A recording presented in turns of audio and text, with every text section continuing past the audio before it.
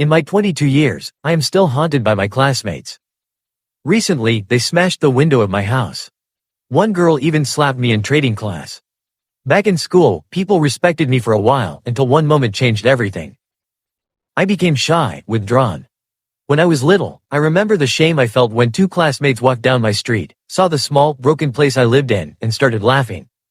I moved later to a slightly better house, but they still found me, still mocked me, still followed me with their endless cruelty. I was physically weak, and I couldn't defend myself. One night, while I was sleeping, one of them even broke my window just to prove they could reach me anytime they wanted. At that moment, I felt like I was drowning in humiliation. The only light I had in my life was my best friend. He was rich, from a wealthy family, but unlike the others, he treated me as an equal.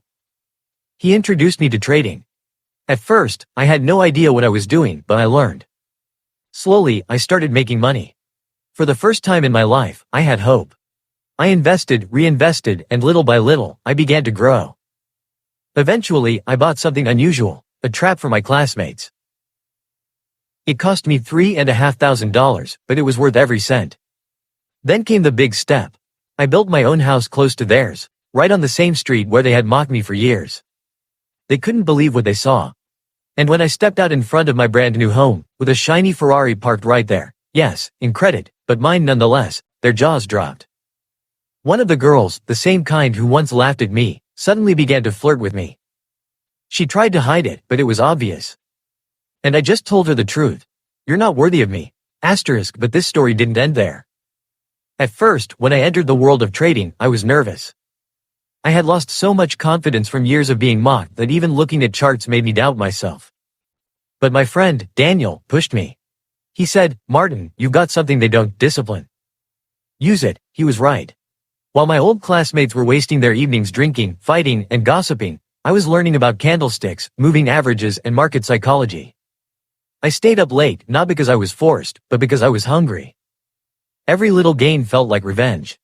The first time I made $100 in one night, I couldn't sleep. My hands shook, not from fear, but from excitement.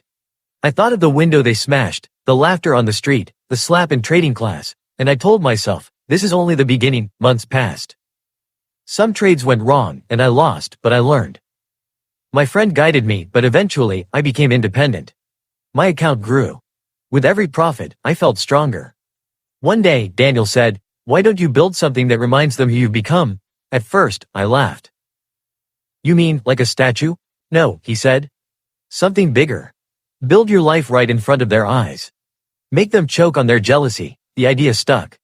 I searched for land. Ironically, the perfect spot was right across from the houses of the same classmates who had tormented me. I bought it without hesitation. When construction began, they stared from their windows, confused. They tried to mock me at first. What's he building? A shack?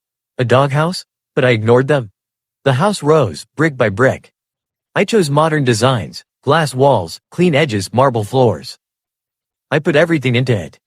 Not just money, but my pain, my scars, my pride. When it was finished, I stood outside with tears in my eyes. It wasn't just a house. It was proof. And then, the Ferrari. It wasn't easy. I had to stretch every line of credit, but I made it work. The red machine sat there like a beast, glowing under the sun. I didn't care that it wasn't fully mine yet. It was a symbol. The day I drove it onto the street, the same street where they once laughed at my old broken home, everything changed. They froze. Silence. Some stared. Some whispered. Some couldn't even look at me. That silence was the sweetest sound I had ever heard. But then came the girl. Her name was Sophia. Back in school, she had been one of the loudest voices mocking me. I remember her laughter ringing in my ears like knives. And yet now, she appeared at my gate, smiling, pretending like nothing ever happened. "Hi, Martin," she said, her voice soft, almost sweet.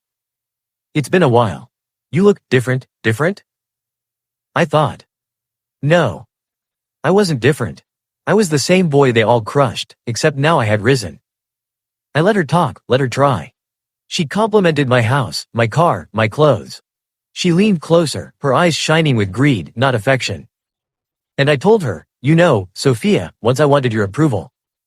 Now I don't even want your presence. You're not worthy of me." Her face turned red. She stuttered, then left in silence. That was my final victory over her. But life didn't stop there. See, trading gave me more than money. It gave me freedom. I expanded into businesses, investments, real estate. Daniel and I started a company together, helping others learn what we knew. Ironically, some of my old classmates later came to me, asking for advice, even jobs. Imagine that. The same people who broke my window now sitting in my office, nervously holding resumes. One of them, Jack, the guy who had once smashed that window while I slept, looked me in the eyes and said, "Martin, I was stupid back then. I need work."